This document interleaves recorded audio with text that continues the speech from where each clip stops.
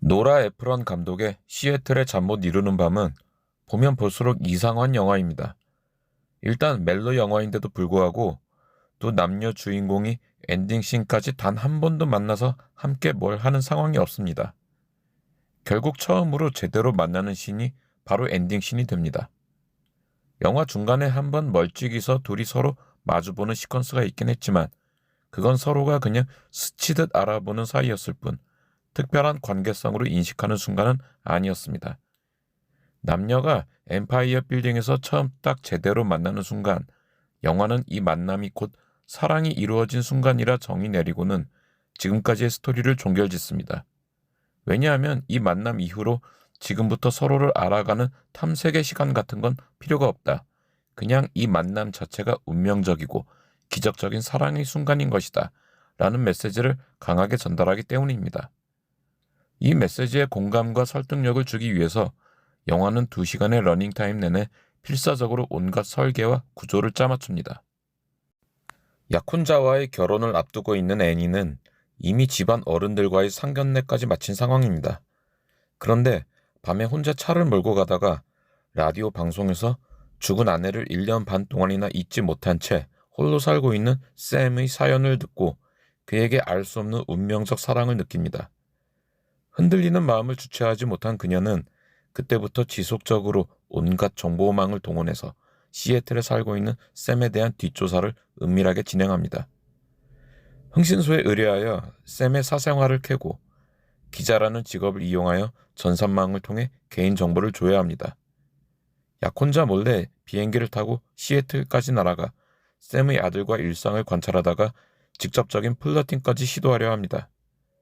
그러다가 상황이 꼬여 도로 한복판 샘이 보는 앞에서 개망신만 당하고 도망치듯 집으로 돌아와 그제야 마음을 다 잡은 듯 약혼자와의 결혼 준비에 다시 집중하려 하지만 이미 흔들리는 마음은 돌이킬 수 없었고 약혼자 월터의 프로포즈 자리에서 파혼 의사를 전달하고 엠파이어 스테이트 빌딩으로 달려갑니다.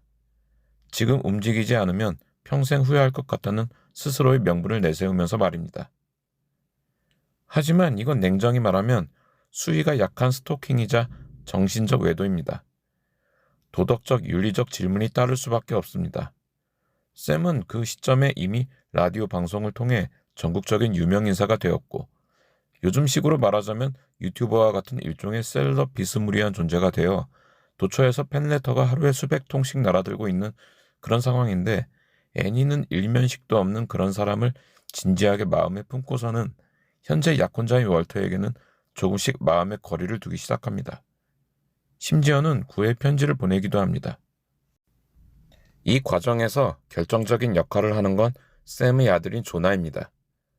마치 사랑방 손님과 어머니의 오키가 미국에서 다시 환생한 듯 샘과 애니를 연결시켜주기 위해 중개인으로서의 활약을 펼칩니다.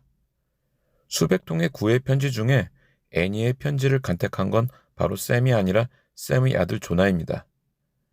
엠파이어 빌딩에서 만나자는 약속을 하는 것도 샘이 아니라 조나입니다. 조나는 샘이 끝끝내 엠파이어 빌딩까지 가는 것을 거부하자 기어코 자기 혼자서라도 애니를 만나러 뉴욕행 비행기를 탑니다. 결국 샘은 조나를 찾기 위해서라도 엠파이어 빌딩에 갈 수밖에 없게 됩니다.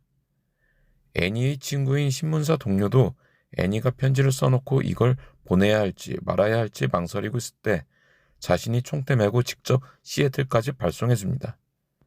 이렇게 방자와 향단이의 기능을 해주는 조력자들의 도움과 불쌍할 정도로 애니의 정신적 외도를 이해해주고 수용해주는 약혼자 월터 덕분에 온 세상의 기운을 자기 것으로 받으며 샘과의 만남을 성사시킬 수 있던 것입니다. 그것이 기적이고 운명이라는 명분으로 모든 스토리가 아름답게 포장됐다 라고 저는 말할 수밖에 없습니다. 그러면 여기서 애니가 꿈꾸는 낭만적 사랑이라는 게 과연 무엇일까? 라는 의문이 따를 것입니다.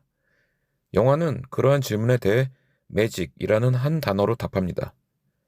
애니는 웨딩드레스 피팅을 하는 장면에서 엄마가 입었던 드레스를 물려받으면서 아빠와 엄마의 사랑이 이루어졌던 추억의 러브스토리를 듣습니다. 그 순간 엄마와 아빠가 느꼈던 결정적인 순간의 그 느낌. 그것은 한마디로 매직이었다는 것입니다.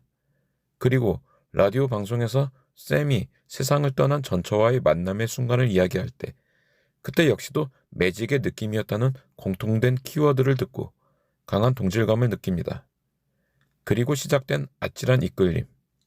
단순한 호감이나 마음에 드는 조건이 아니라 이 모두를 압도하는, 아무리 맛없는 음식도 산의 진미로 둔갑시켜주는 비법의 라면 스프 같은, 바로 매직이라는 데우스 엑스 마키나 같은 마법의 키워드로 인해 애니는 미국 반대편 시애틀에 살고 있는 일면식도 없는 샘이라는 남자가 내 운명의 사람이구나, 바람에 흔들리는 건 나뭇가지가 아니라 내 마음이구나 하면서 사랑에 빠진 것입니다. 이 과정에서 가장 불쌍한 캐릭터는 바로 애니의 약혼자인 월터입니다. 딱 봐도 모난 곳 없어 보이는 훈남에 경제력도 안정적이고 번듯한 양옥집도 가지고 있고 애니의 마음이 흔들리는 걸 감지하였음에도 묵묵히 기다려줍니다. 그리고 애니가 끝내 결별을 고하는 순간에도 분노를 표하지 않은 채 끝까지 미소를 지으며 애니에게 청혼 반지를 쿨하게 돌려받습니다. 하지만 영화는 스토리 내내 이 월터라는 남자가 얼마나 애니가 원하는 매직의 느낌이 부족한 남자인가를 보여주기 위해 안간힘을 씁니다.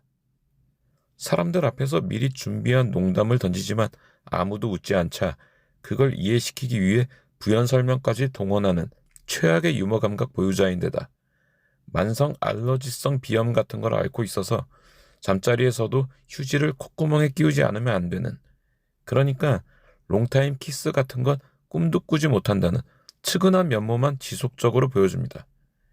심지어는 월터라는 이름조차 너무 딱딱하다며 애니 엄마는 탐탁지 않아 합니다. 물론 그런 것들이 심각한 결격 사유는 아니지만 사랑의 감정이란 어쩔 수 없습니다. 애니가 원하는 딱 한 가지를 채워주지 못했기 때문입니다. 안타깝긴 해도 사랑의 논리라는 건 그렇게 논리적이지 않습니다. 애니가 샘을 받아들일 마음의 준비를 진행하는 동안 만약 엠파이어 빌딩에서 두 사람이 만났을 때 샘이 애니를 보고 마음에 들어하지 않을 수도 있습니다. 샘은 애니의 존재를 전혀 모르고 있기 때문입니다. 그래서 영화는 미리 샘에게 애니의 모습을 우연히 한번 스쳐 지나가듯 보여주면서 첫눈에 반한다는 설정을 중간에 삽입합니다. 그런데 저는 개인적으로 이 씬이 영화에서 가장 설득력 있는 장면이라 말할 수 있습니다. 애니는 예쁘기 때문입니다. 애니의 예쁜 얼굴을 보면서 샘은 이제 애니를 운명적 사랑으로 받아들일 준비를 단 1초 만에 끝내버립니다.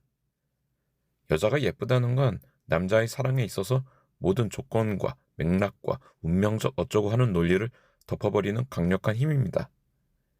어쨌든 그렇게 샘과 애니 두 사람은 운명적으로, 아니 운명적인 것처럼 보이는 만남을 성공하고 아름다운 사랑을 시작하면서 영화는 끝납니다. 그렇다면 두 사람의 사랑은 정말 매직이 이루어진 기적적 운명이라 말할 수 있을까요? 제 대답은 글쎄입니다. 이 영화는 러닝타임 내내 운명적 사랑이 어떻게 이루어졌는가를 장황하게 설명하려 하지만 그 어떻게라는 과정은 이 영화의 주제에서 큰 의미가 없습니다. 아마 애니가 엠파이어 빌딩에서 만난 사람이 샘이 아니라 대한민국 경기도에 사는 A씨라 해도 이 영화는 운명적 사랑이라며 포장할 것이기 때문입니다. 대학 2학년 때 신입생 MT를 주선한 적이 있는데 아무렇게나 이름표를 랜덤으로 뽑아서 조편성해놓은 신입생들 그룹이 그대로 10수년 후 동문회에서 평생의 절친 그룹으로 나타나 우리의 만남은 운명이었다라고 담소하는 걸 보며 기분이 묘했던 적이 있습니다. 세상에 운명이란 없다고 생각합니다. 그냥 결과의 해석일 뿐입니다. 운명이라는 환상을 걷어내면 그 자리에는 몬테카를로 시뮬레이션이 돌린 무수한 난수와 그 복잡한 경우의 수를 뚫고 도출된 단 하나의 알고리즘 결과값이 남을 뿐입니다. 그래서 운명이라는 건 미래가 아니고 이미 내게 주어진 결과입니다. 그냥 지금 내 곁에 있는 연인, 친구, 내 가족이 바로 운명이라 할 수 있습니다. 그럼에도 불구하고 우리는 여전히 운명적 뭔가를 꿈꾸며 살아갑니다. 그래서 이 영화가 저희 최애 인생 영화로서 마음속에 낭만적으로 남아있다는 것이고, 그건 바로 매직의 마법, 운명의 데스티니라고 할 수 있겠습니다.